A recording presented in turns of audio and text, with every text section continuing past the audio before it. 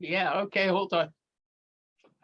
Is it recording to the right place? Hi, everybody. Yeah. I was going to let Ernie introduce the show. He didn't want to. Okay. Because Michael G. Cox says every week that the show's better without me. So I said, fine, you guys do it. But you know what? They didn't expect this. We had a guest scheduled today, and she didn't show up. She's a Canadian. Okay.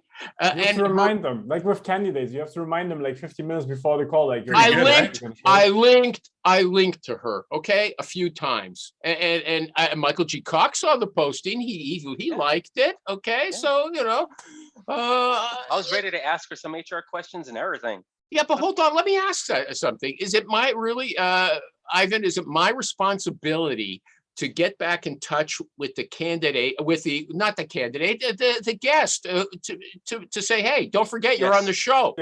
Yes. And the candidate. Well, you should have your administrative assistant do that.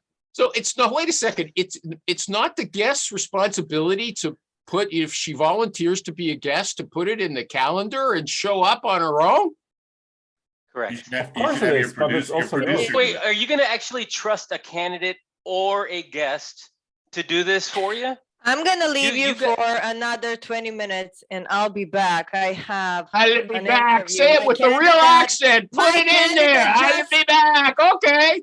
We're so happy to have you. I want to say because you give us that generational and cosmopolitan. I have an interview. Okay. Bye. Bye. So long. So long. I didn't even get to introduce her. Okay. Hey, everybody. The date is March 9th. 2020. I'm always thinking it's 2023 already, 2022. And I'm going to introduce everybody. But first, I want you to see again, I've got my new special clothes for the my new wardrobe for the show from Hire EZ. Can you see it? Hire EZ?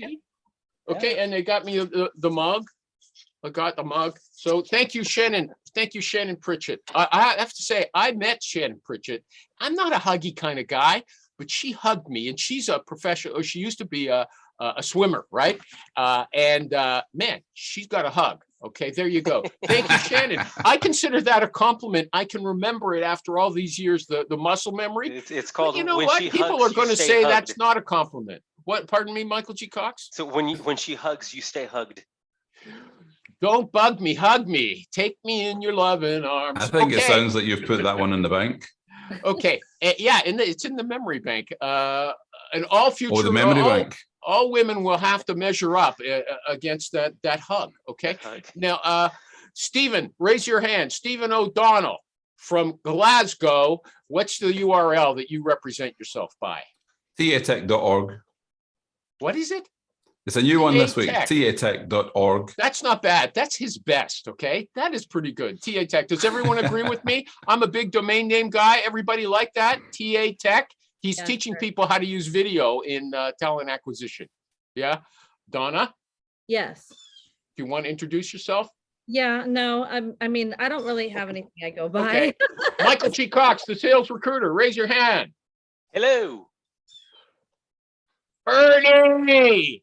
foodindustryrecruiter.com, and down there, clang.so, Ivan Gulenko, the IT recruiter who built his own applicant tracking system. And it's true, he got scalped. You got yourself quite a haircut there, Ivan. No, woo! It's like they do too short, like it's on the sides, but whatever, it's fine. Okay, so looks good.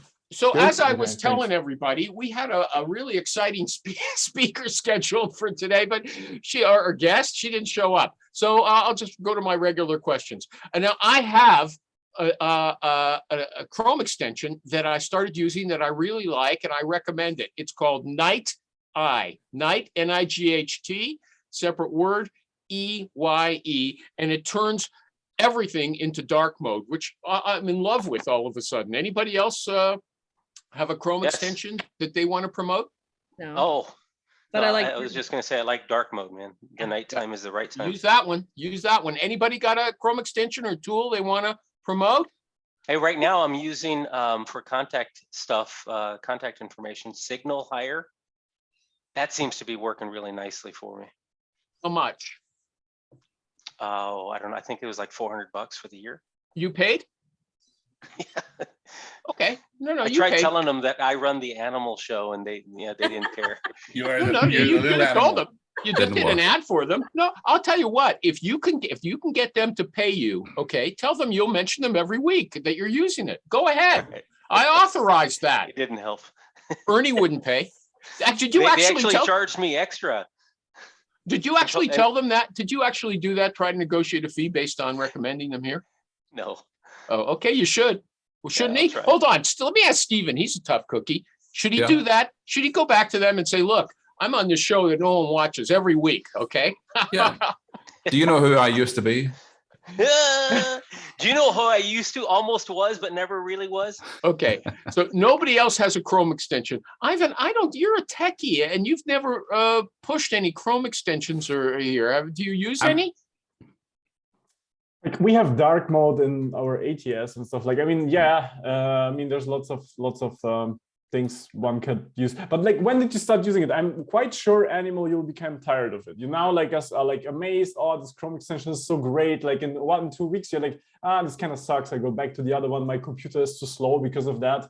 Like, I mean, Chrome extensions also you have to watch out, right? I mean, it makes your computer slower. It could be malware involved. Like, there's a million things. Dark mode can kill a lot of websites where it makes everything black that was white, but suddenly all the images are now looking bad. Yeah, so it will never work perfectly on every website. Hey, thanks all you downers. Okay, thanks. I'm Let joking. me give you a Chrome extension I use all the time. So a Okay. Chrome extension I use all the time is called Awesome Screenshot, and you can not only record video of what's on your screen, but graphics as well. But you can record instant video to send to people. So if you want to record sort of like a presentation or anything that you're giving an example of, Awesome Screenshot lets you do it. Awesome Pretty cool. screenshot. Okay, Yep. I've screenshot. got hippo video for that. Okay, what about this? I read an article just today, someone sent it to me, in fact, about a woman whose boss was taking credit for her work. Okay, so you know how we always have an issue. What's your reason for With leaving? everything. No, what's your reason for leaving a candidate? And then we're worried about telling the hiring manager, you know, she had a lot of friction with her boss. That's your virtual assistant. Okay. Not so virtual. I was making her lunch. I was. Okay. So, you know, you know, she didn't like her boss. Her boss was, you know, mistreating her and stuff like that. We're always worried that if the hiring manager hears that stuff, she's going to say, you know, I don't think I want to work with this person who doesn't get along with her supervisor. So when someone is actually being treated badly like that the credit for the work is being stolen by the manager, what should the recruiter do? How should the recruiter handle that? Anybody? I'm not to say it. Well, I say you always go positive. You never talk bad about your company. You talk positive, but you know why you're leaving. And you just phrase it in a way that doesn't go back to the company negative. Because no one can understand, because someone will think that there's always more to the story. Mhm. Because there often is. No, I'm not being cheated. We all know there's bosses who do that, right? Well, there's bosses, there's co-workers, there's subordinates. If you supervised anybody, you look at their resumes, you say, he'll say, hey, I did that, man. Why is he putting it in his resume? Hey, What's let me wrong ask Dualta, it hasn't been introduced. Dualta, Rec Wired, everybody, on Facebook. Rec, RECWIRED, okay? And then he did Dualta. a fancy Hey, background. Look at by the that. way, just like a month ago, I figured out that that's required. I didn't get it! It like never came in. It I was am just like, dumb. I am dumb, everybody. I need Michael G. Cox to explain the world to me. Okay. well, you didn't know either? No. I'd love to steal credit for it, but that was our marketing manager who came up with the name. So Okay, it wasn't that good if we didn't get it. Okay, there It's you go. brilliant. She's too smart for us. No, not if you're too smart for your audience. Okay, Dualta, you got a candidate. Her boss was stealing credit for her work. When you go into the hiring manager to present her, what do you say? Do you tell the truth, or do you, like Ernie says, no, you don't say anything bad about the relationship with the old company? Yeah. What? Oh, sorry. Go ahead. So That's are- not what are- Ernie said. Ernie said like is the candidate? Are you prepping the candidate, or are you delivering the pitch to the client on behalf of the candidate? Because I think they're two different things. They sound like they're both the same thing. You They're lie not. to the hiring manager, but Ernie would say They're not. lie to the hiring manager, and you tell the candidate to lie to the hiring manager as well. And Ivan, Wow. Okay, he did where not. do you say that I misrepresented what he said? That's exactly what Ernie was saying.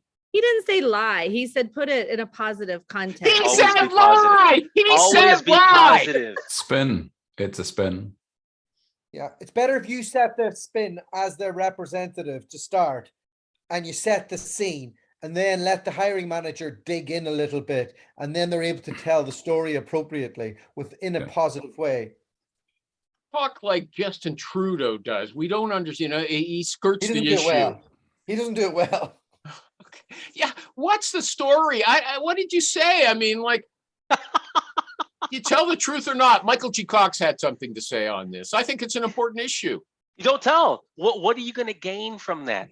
Say it It's didn't work out. What reason are you going to make up for leaving? If you get yourself into a lie, it's just like a complex. Everybody says, you know, No, you don't just gotta have to keep lie. lying. You don't You have to you can lie. come up with another reason. Why I'm can't sure you- there was more than just one reason. No, every- no, Let's that's stop right there.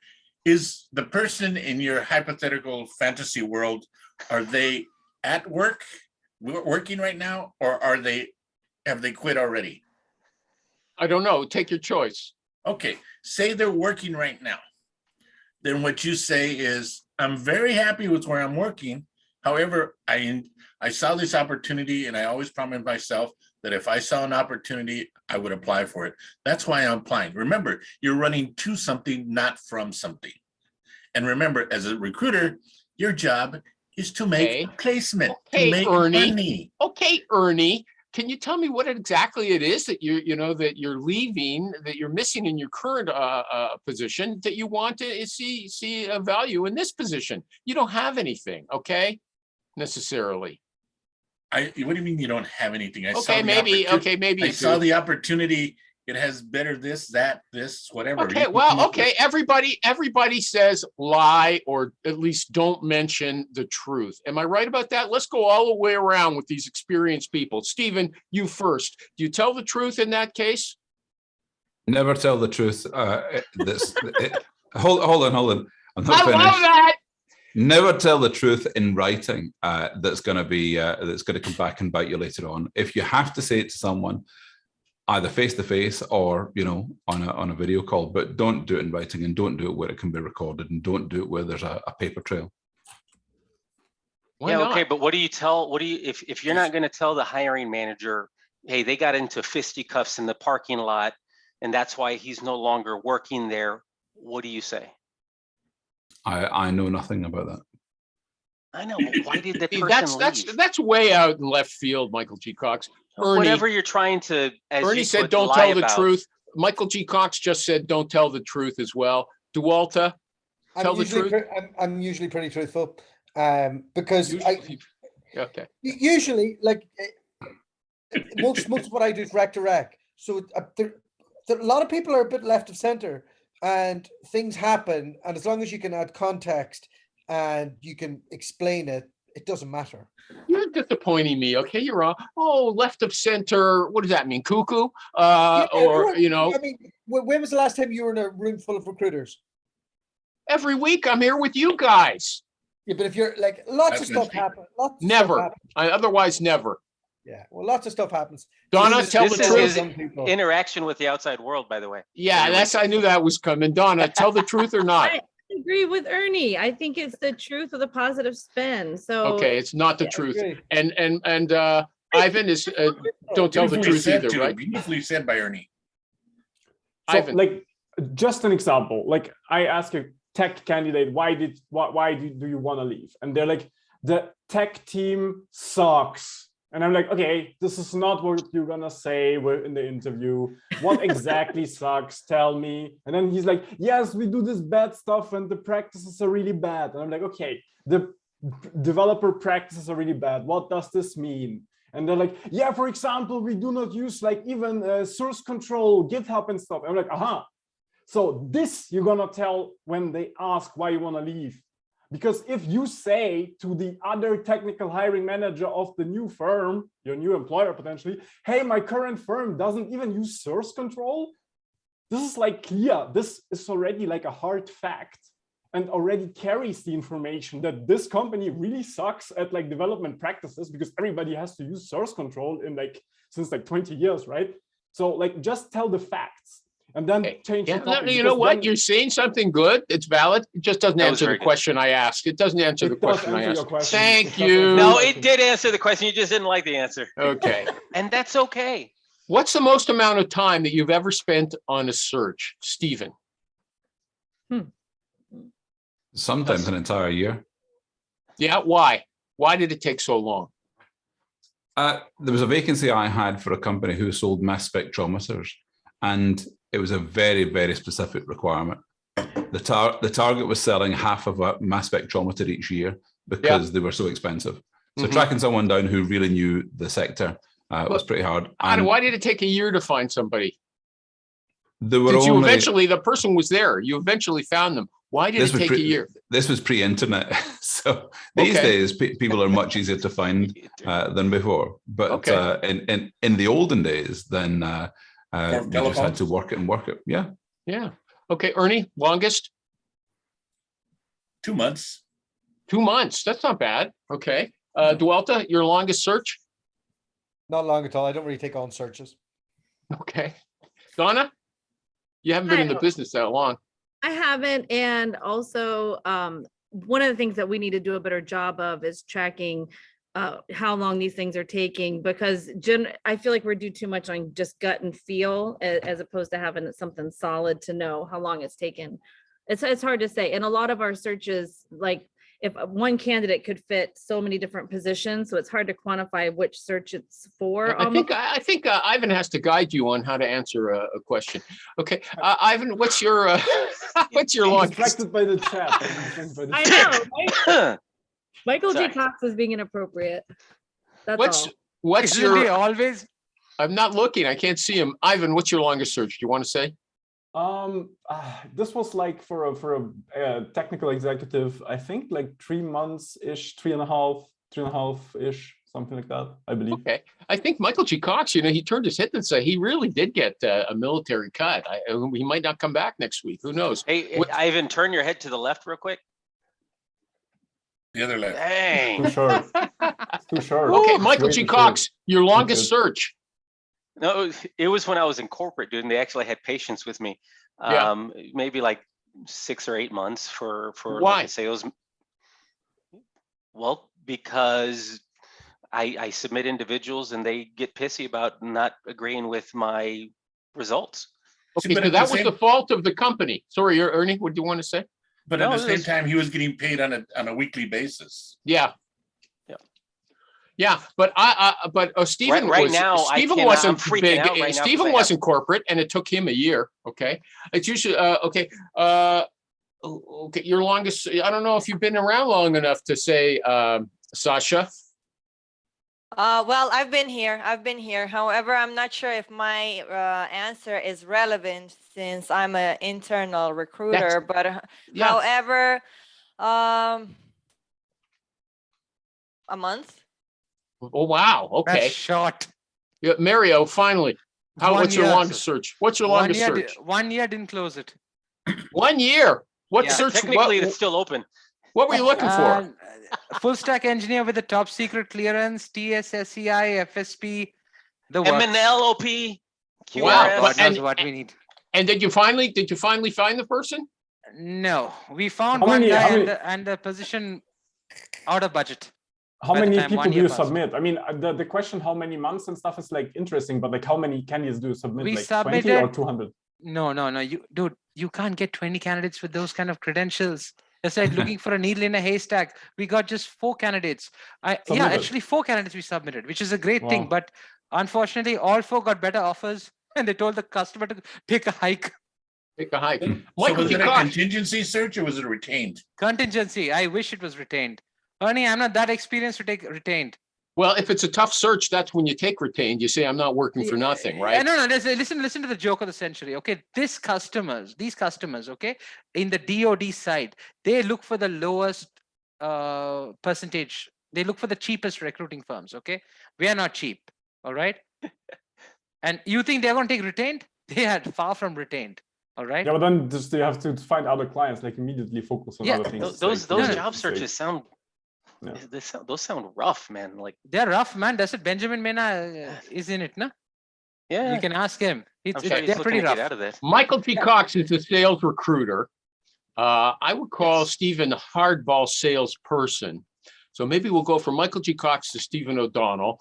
What about the sales breakup email? Okay, I've heard about the pull away, and this is essentially it. But it's a sales breakup. You tell the prospect, you send an email, telling them that all the attempts to reach them have been in vain, but you're going to give up. You're going to stop trying to contact them. I had a script here, but I can't find it right now. Clearly. You know what I'm talking about? The sales breakup email. Yeah. One of two things has happened. You've been abducted by aliens, or you're not interested in moving forward. It's like, yeah, I don't do that. I mean, I guess it's an excuse to send another email and hope that one instead of the other 15 will work. Yeah. Yeah. Okay. It's like, I haven't been able to get in touch with you. It's a great opportunity. I'm going to stop, trying. Is that what I should do? Essentially, that's what a sales breakup email is, isn't it? Yes. Anybody? But for candidates, what does that matter in in recruiting? Nobody in recruiting is doing that. Are you guys actually doing that? I do that. What do you say? This is the final time I'm going to send you an email before I update my notes. Let me know if you're interested or not. And Sounds is it true? scrappy, I know. Is it true? Then you send another. No, I don't send anyone after that. I drop them after that. Okay. And how many emails do you send before you get to that sales breakup email? 4. Stephen, what do you think?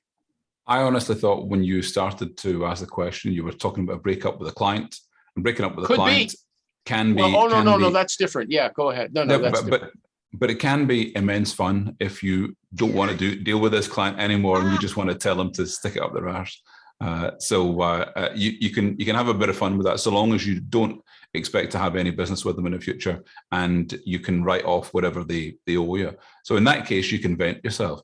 But otherwise, you might want to be diplomatic. And with candidates, that if you don't think anyone's going to come back to you, then there's no need to send them a pissy email that says I tried, and you wouldn't come back to me. And it's not really. It's an excuse. It's an excuse to try to catch them again, right? Well, yeah. So in the past, I've gone to someone's house. I've gone to the front door and rung their bell. Yeah, that's why I asked you. I mean, I said he's a very forward kind of tough, hardball kind of guy. I've gone into someone's office that won't return my calls and just gone up to the desk and said, I've been trying to phone you. Now, anybody else? Any going to comment on that? Client. Kind of psycho. No, a candidate. I'll walk Norman Bates over here.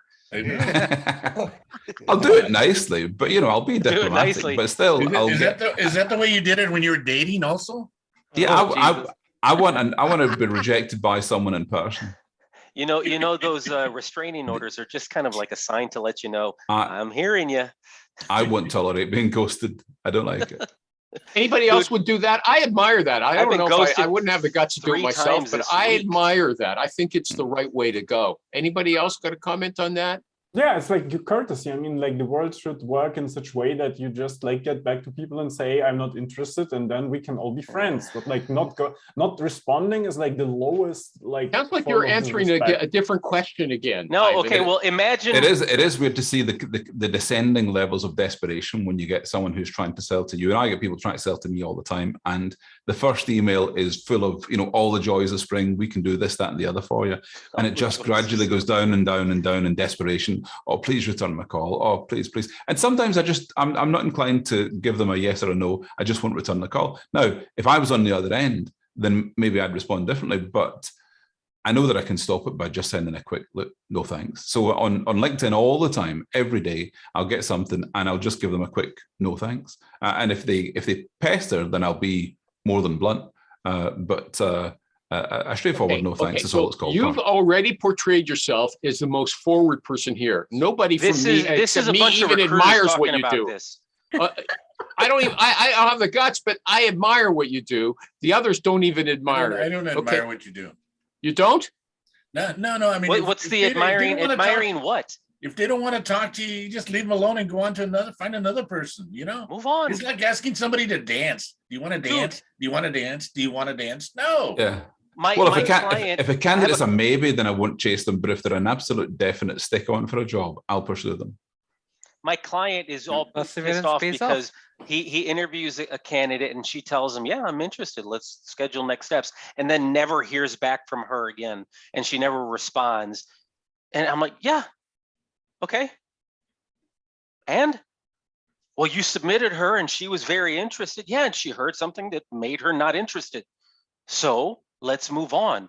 And he's just very upset about this. And I think people outside of recruiting don't realize that this is kind of normal. And yes, you and I and everybody here would really love for the world to stop ghosting. Well, that's not going to happen.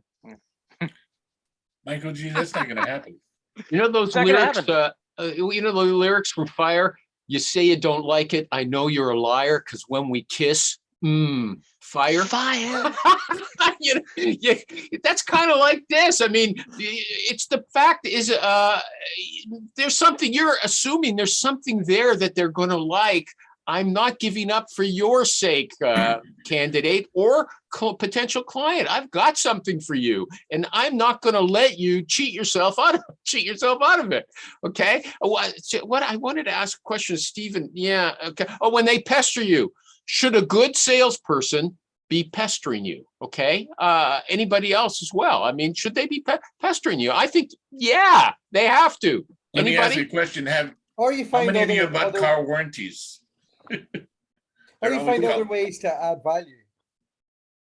Well, Walter, explain what you mean. So, like, say if you're niche in what you do, there's only going to be a certain subset of people that you're going to go after. So it's a numbers game of how you can engage with them. So if you're using some decent tools like Sourcewell and you have a VA in your account and you have a system of good messages that's going out, as soon as you get a good bite, then you're on to them. So, like, I mean, I don't think you have to be aggressive on a particular role. Did I just talk gibberish?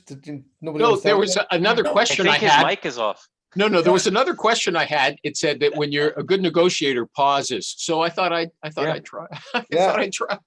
But like I don't see the logic in getting angry at a non-response. It's just not angry. It's pestering them. It's saying, "Look, I got something here for you." Try and add value. Make an observation. Say that you're there. Like, in the future, I'm here if you need this, this, or this. Let me know. Let them come to you. And then Mario, I'll say one thing to him, and then we're going to Mario. So these people who say, "Look, I'll call you 50 times if I have to. You're not going to get rid of me." Okay, you say that's bad. That's not good sales. Okay, I'm answering for you. Mario, go ahead. That's just not good human behavior. Come on, Tom Tuna does it. He says you call them till they die. Tom Tuna does it, and David Perry does it. I got that 50. I got that 50 from him. Although it was 80 the first time. It was 80 the first time I heard that story. You know, the down and dirty of that is it all depends on what's happening in their life at that moment. True. If you call them and they just got a bouquet of roses, they're all happy. But if you call them and they just got chewed out by their boss, they're going to get a nice hard shelling, right? I got to address the women. Hold on. We're not talking over you, okay? We're always accused of talking over the women. We're not talking over you, okay? I am loud. It's true, but you're welcome. Just put up your hand or tell me. Where did Dolta go off? I was going to ask Dolta the question. Mr. Doherty? There he is. He's moved over to the other side. Okay. So I just want to let those ladies know you're welcome to butt in. Okay. You don't have to. I'm just inviting them. Okay. Same with Ivan. He's nice and quiet. Can I ask my question, please? You're intimidating, Ivan. Go ahead, Mario. Dolta, you were shaking your head when I said that we do a email in the final email that, last time I'm reaching out to you. What would you suggest? Find an alternative. So is there do you have a podcast? Is there a community that you have? Is there some type of content you think would be interesting to them? Have you got an event coming up that you think would be interesting for them to join? What do you have of value to them either now or in the future, as opposed to pissing them off and saying, fuck off, I don't want to deal with you. It's just about thinking cleverly. No, we don't say that. We don't say that. It's just like a polite That's email. just the animal. Yeah, but look, it No, has the it's a connotation. It has the connotation, Mario. Like No, it's not it's not a connotation. Please understand. I'm just reaching out to you for the last time before I update my notes, and I will not be reaching out to you for the position again. Your notes don't matter to me. I don't care about your notes. Yeah, that's your notes that's a you problem, not a me problem. Okay, right. Thanks. I'll And make a note of Ernie, that. think about what Ernie said. Like, if the person just had a bad day and they get an email, it's like, I don't want to have this is now a breakup, blah blah blah. Then they will take it in a negative way. Like, you will never make written conversation in a exact positive way that you want it to be. This is like this will not happen. This is why Dualta suggests to go like the smart actually route to send content that clearly is positive. Even if the person had a shitty day, if you email them like, hey, there's this tech conference in your area, like, hey, we can stay in touch and talk about cool stuff.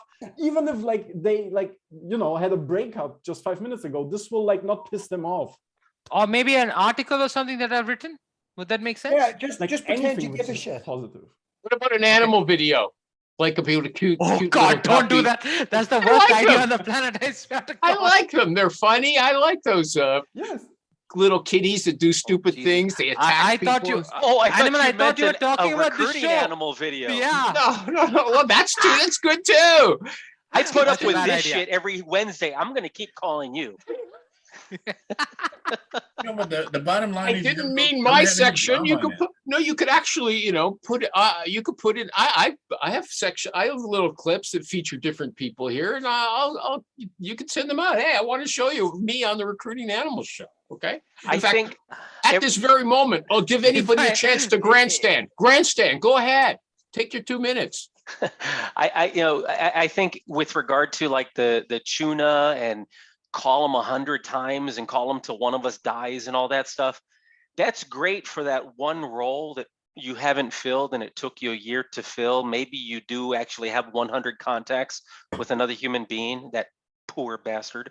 But I mean, if I'm trying to fill a job right now, I might have 5 or maybe 7 contacts to an individual before I've already found other individuals. And that person, I'm not trying to piss them off, and I'm not trying to burn a bridge, because if I'm doing the same kind of recruiting next month, I'm probably going to need to continue to develop that relationship. So I don't see the point in the breakup and all that stuff.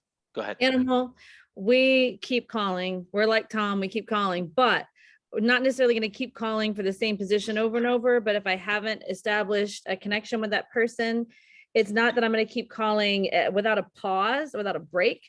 So eventually there's an 8-week break where they don't have to hear from me, and then I start again.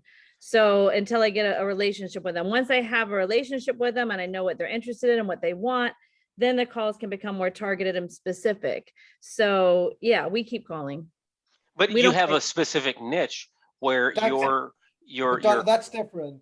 That's building a relationship and keeping in touch. That's a much better way of doing it. You're like giving a market update. I give a fuck about you. Like, it's not, I've got a job, take my job. Yeah, we do not do it that way. Yeah, we don't do it that way. So if I am calling somebody for a specific position and they don't answer and they're not interested, well, yeah, I'm going to stop for a while. I'll call them again in a couple months. If the position's still open, then I'll dangle it again. And if it's not, maybe it'll be in 1 month if I'm really interested in them and think they're perfect. But there's never, I don't break up with candidates unless they're just horrible people. Donna, when you first call them, do you call them specifically for a job, or do you ever call anybody? Never. So when you do that, what's your first, how do you leave a message the first time you're calling them? Like, if they've never heard of us at all, well, it depends. What they want us to say is, I was pointed in your direction, or someone referred me to you, but I have a really hard time lying. So I don't usually say that. So normally I'll just, tell them who I am and where I work and what I do, and tell them I want a chance to tell them how I work and how we're different than some other agencies. Would love to blah, blah, blah, I just leave that introduction and I warn them I'm going to call them again in a couple of days. Is that to a client or to a candidate or to both? candidate. We really don't do any client outreach right now because my boss has been in it for so long. We just keep getting jobs. So we're not having to do that right now. Okay.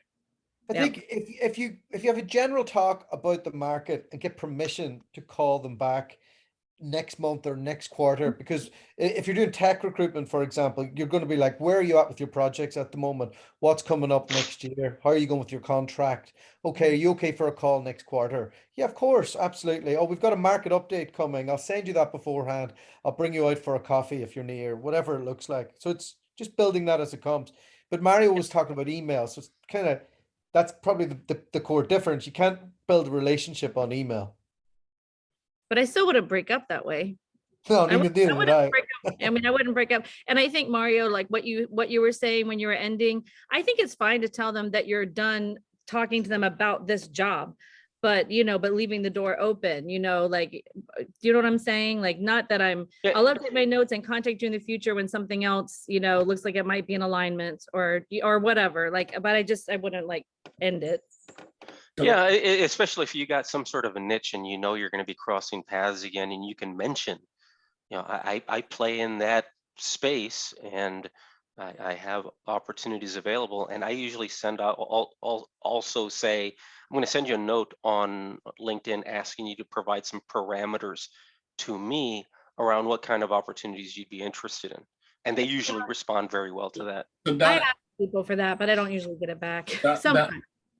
Donna, do you just call, or do you text, or do you email, or do you in-mail? What do you do? The last resort for us is LinkedIn. So that's a last resort. So calls with text and emails, all of that follow up, but not being too annoying, but just annoying enough so that they continue to see our name. Yep. Donna, do you have a big, beautiful ATS that's like full of like up-to-date numbers and stuff? So you're living the dream. We work on that continually. We do have that. We've most recently started using the Zoom info to get more numbers, which has been really helpful. But it's a constant process. And so I'll reach out for LinkedIn connections and try to get numbers that way too. But as far as our communication, with the exception of some of our younger people who will not pick up the phone and LinkedIn is their only way, there are a few of those, or texting. They like to LinkedIn and text. But otherwise it's phone first, email in addition, with texting, as a follow-up. So Sasha, what do you do? What do I do? I'm listening most of the time. I know that, but do you call and text and email, or do you? Well, like I said, it's different from internal perspective, but I can share experience that I had with a temp agency. I basically found a temp agency on Google, a local one for a position that we need immediate hire, and it ended up by not making any collaboration, because the first feeling that I got out of that first call and its first impression was like they don't care. They don't care about the company. The person who was speaking with me wasn't engaged enough, and it's like I was offering her business. And so, yeah, it was no for me. And then she emailed me maybe 3 weeks after that initial call, and she called me 2 more times, and it was a hard no for me, only based on that first call. So basically you had a lot of interaction, but like 0 fitting profiles. More or less. So you had like a lot of like, let's say, engagement, like talking to them, but actually no actual candidates sent to you. No. Their engagement was 0. So they didn't send any candidates. No. Did you feel like you were bothering them? Well, the thing is that I called them. I wanted to, I'm not sure if I worded out this correctly. However, I, as an internal recruiter from a company, was calling a temp agency, a recruiting agency, to help me fill out specific position. And they were like, gave me the feeling like I was calling them for nothing. And yet I was trying to find a candidate to fill out a position. Hey, Gal Gadot, why didn't you call another agency? Okay, end of that conversation. No, exactly, well, guys, once and again, I did. Once again, did you get candidates from them or what? No, I filled the position myself because I decided to sponsor the job ad, and I got a good there's candidate. a hook for sponsoring a job ad. Man, that took a long time to get to. Anybody else got a topic or any quiet people want to say something? Oh, I do. I was waiting the whole time for this. Well, I told you to speak up before. I took a whole minute. This is a Women's Day thing. Go ahead. Okay, so somebody posted in the recruiters group the other day about counter offers. Okay, and I experienced a couple of times when we offer a specific candidate position, they would get a counter offer from their employer. Okay, and they would eventually decide to stick with their employer. Now, today, when I just left this meeting, I had a short interview and I asked the candidate, I told her, let's say that we offer you a job position and your employer offers you, gives you a counter offer. What would you do? And first off, she was surprised, very surprised, because every interview I do a Zoom call because I believe in power of face-to-face conversations. And the thing is that I can see their reactions. She was surprised and she told me, well, I would write down all of my odds and eventually decide. And I was like, no, I mean, it's a red flag. You're sadistic. Rich Rosen, wait, I'll just note that Rich Rosen, super rich, does not believe in Zoom calls. Mario, go ahead. No, she's sadistic, okay? Sadistic? Yeah, sadistic, I agree. He doesn't look like you. Maybe that's why, okay? We, as agency recruiters, 100% true. We talk them through that. Like from the first phone call, if we're pitching something, we start bringing up counter offers and make them start thinking about it, because at least for where we are, everyone is getting a counter offer and they're throwing them a ton of money, like every time. So then we're also in every conversation trying to nurture that idea of why did they want to leave, and make sure that at front of mind for them is constantly why do they want to leave. And then also continue to have them think about, wow, you know, if they had really valued you, you would have gotten that before the counter offer. Why did it take a threat to get them to act when this company values you now? So we try to plant those seeds from the first conversation, because everybody and their brother is going to come. And does it work? It probably works. I would say maybe 70%. Like I did just lose one to a counter, but most of them, if they've been thinking it through, but sometimes it just depends on the offer. Like the one lady I lost, that they not only gave her a ton of money, but they moved her to a new team. Like they really addressed every point of pain that she had. And they, you know, so what am I going to say? Money talks, dude. Counter offers, they work. Yeah. They frustrate us for a reason. Yeah. So, but we bring it up from the get-go, and we have it every conversation. We bring it up again. Has anything changed? Have you talked? And we try to get them also to make sure they've brought up every pain point that they've brought up to their manager or whoever before they start the interview process, to see if they will make it right ahead of time. Yeah, so, same here. Once you get I do the same. The offer stage and they give an offer, and you show it to them and you present it to them, then you say, okay, you got the offer. You want to look at it. Now let me tell you what's going to happen. You go in, you're going to resign. They're going to say why and all this, and you're going to, if you tell them the numbers, they're going to counter.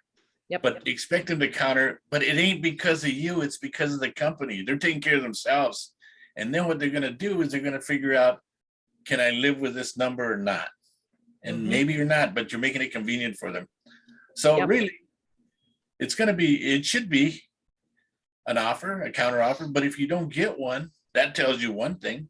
If you do get one, then that's expected. But they're taking care of themselves. They are not taking care of you. And that's the only way I can tell them. Yep. You know, but it's going to happen, and it does happen. And, you know, I got a counter offer that was matched at 40,000.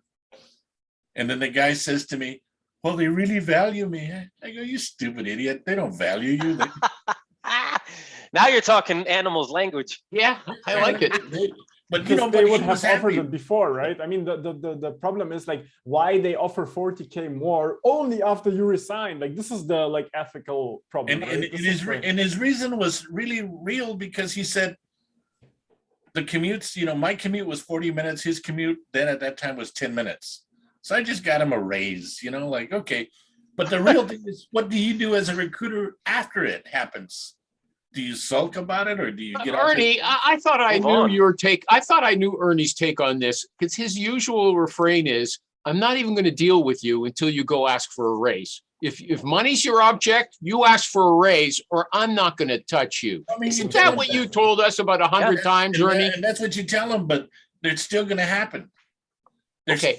I got a question. Whatever reason. I got another question. What about actually saying to somebody, look, are you just shopping around for a number that you can take back to your current employer? Would anybody actually confront a person like that?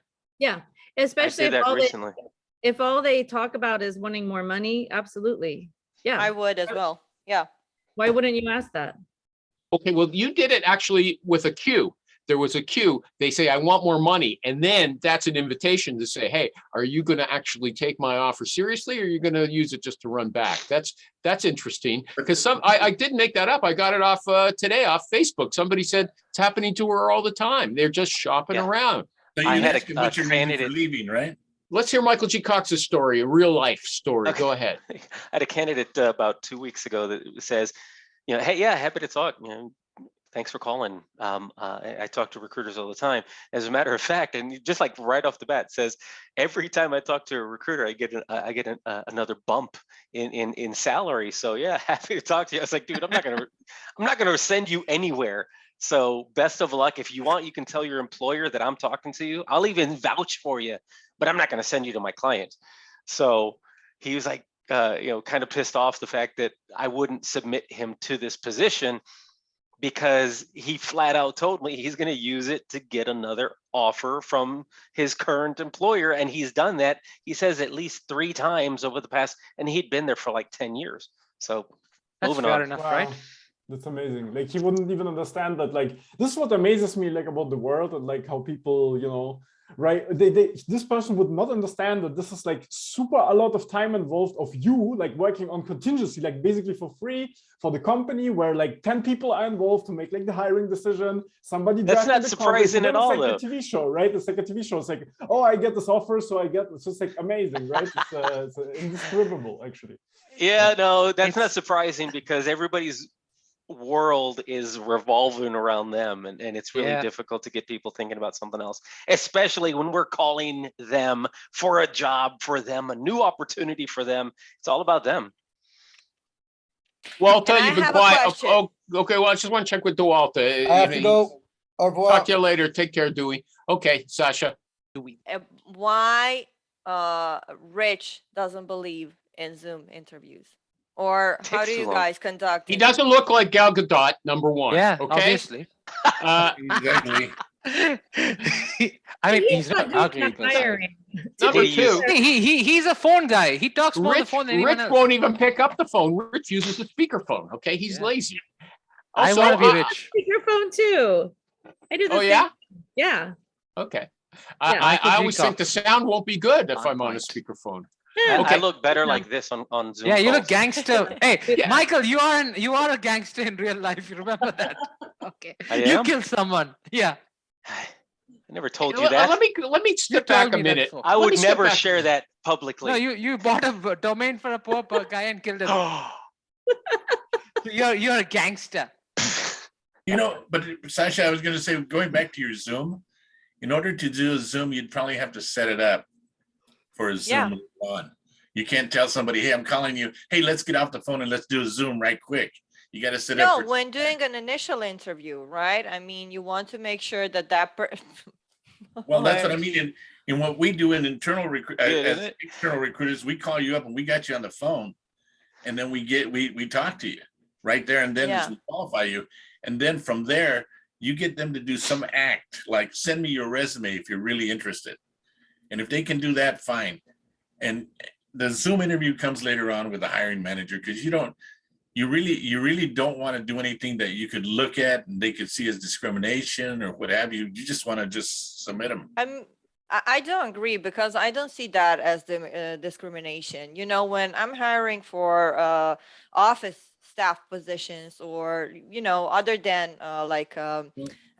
maintenance positions, I mean, I have to look how the person looks like, because that person, first off, needs to be presentable to, for instance, our tenants. The second thing, I look at how they dressed their day. How is there a professional attire? Because like I said, and I had experience with talking with some real life lunatics, and thanks God, I decided to do a Zoom call or in Zoom interview eventually, because otherwise the phone interview was perfect. They said everything that I wanted to hear, everything that an ideal candidate would say. But eventually, when I saw that person on Zoom, like I mentioned the last time, the lady was ordering her salad during our interview. Then I had a lady who just went out of her house and did an interview outside while standing in a jacket. It was obvious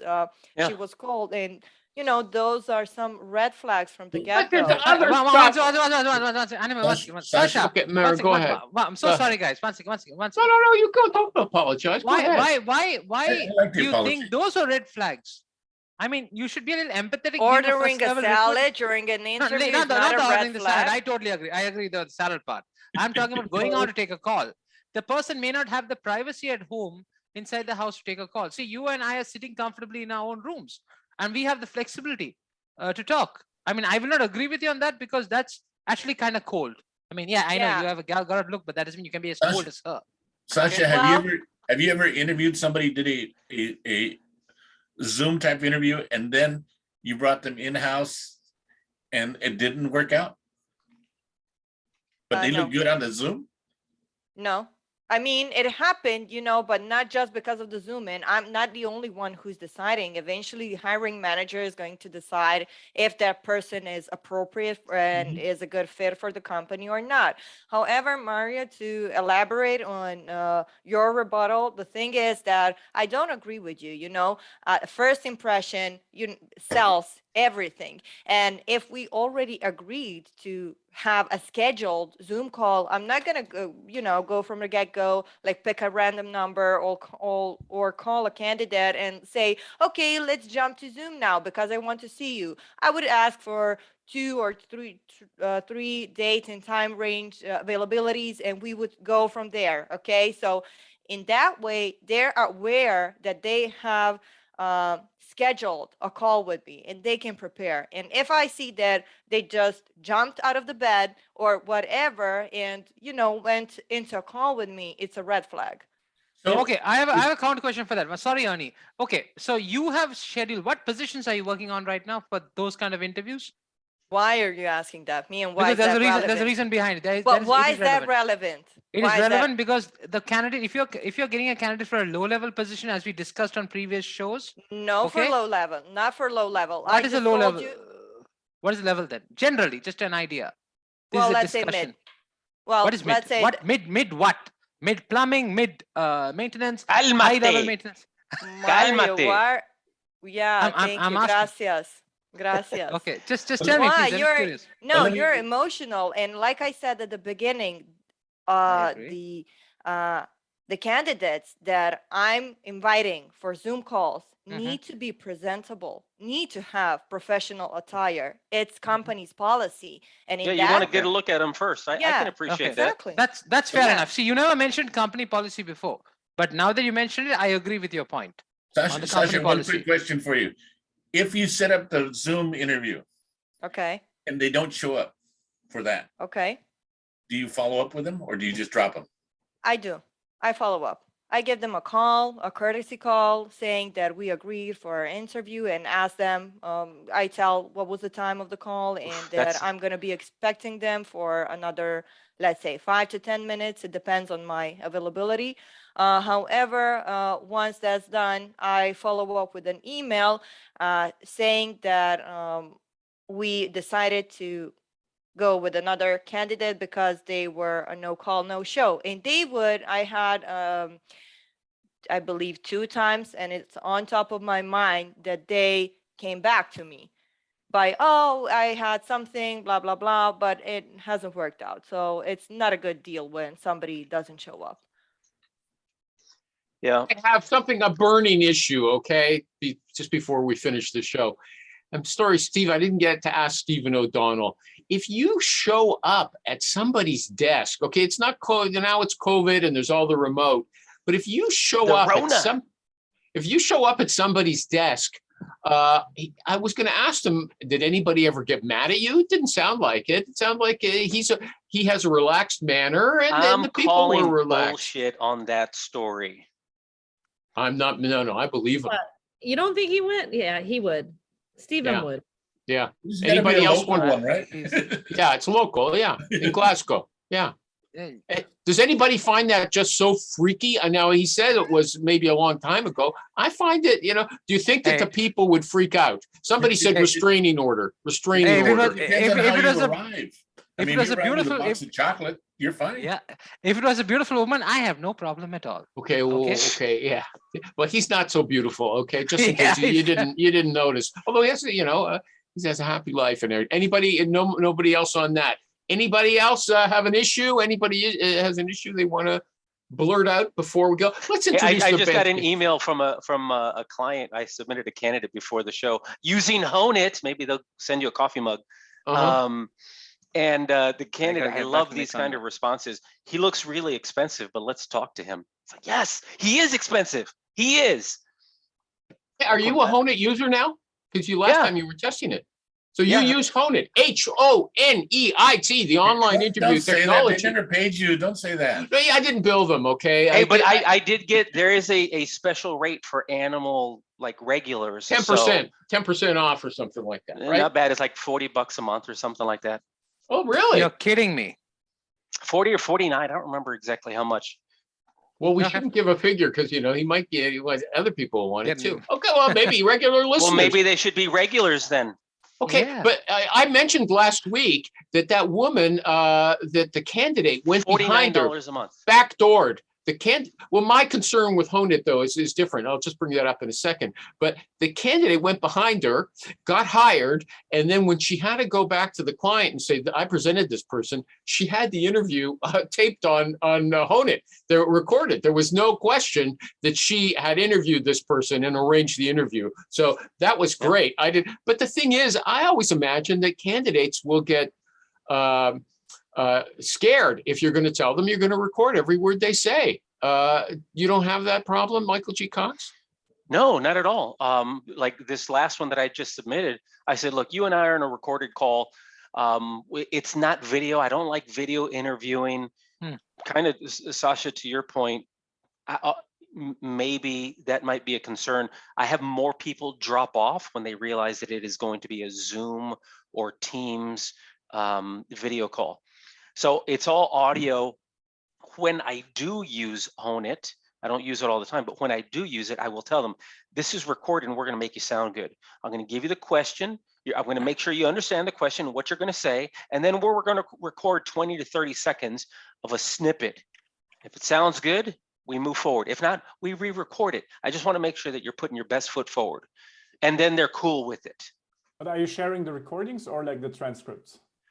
I am only sharing, like this last one, I recorded 4 answers to 4 questions, and the total amount of time recorded was 1 minute and maybe 30 seconds or something like so. It's really short snippets. And then on that one link, I am then able, and I'll put it in the chat right now, I am able to send a link to their resume, a link that has their LinkedIn profile. I include their photo, my interview notes, and those 4 questions. How does it integrate with your calling thing? Because you're calling probably from your phone or some, I don't know. I'm calling from the computer, but I can do it from my phone also. It's just better if I do it from the computer. And how does the candidate usually call in? From their computer or their phone? They usually call in from their phone. Okay, and you give them the biggest problem that I have with it is sometimes the candidate thinks that they don't need to call in, that I'm going to call them. Now, if they're not calling in, there's a button that says call direct, and I just hit that button, I call the candidate, and it starts recording all over again. Okay, I'm going to send you an example here in the chat. Dang it. Okay, Donna Terrell, raise your hand. IT recruiter. No, hold on. What are you? Okay, I can't there remember. It is. It's in the chat. You guys can check out that example. Medical communications. Okay, yeah, you corrected me before. Playing.so. Oh, yeah, we also have actually a recording feature exactly like this other tool we were talking about. What? Can record stuff. Yeah, actually we do have that. Have you paid Animal yet? Because Honeit hasn't. I'm just saying, maybe we make a switch. He contributes to every show. Okay, Sasha, raise your hand. You don't have a website. Raise your hand. MarioTheRecruiter.com. Raise your hand. We need to get Sasha a website. FoodIndustryRecruiter.com. The guy in the yellow T-shirt is thesalesrecruiter.com. We're missing Super Rich today. He must be on another vacation. Okay. Thanks, everybody. Hasta luego.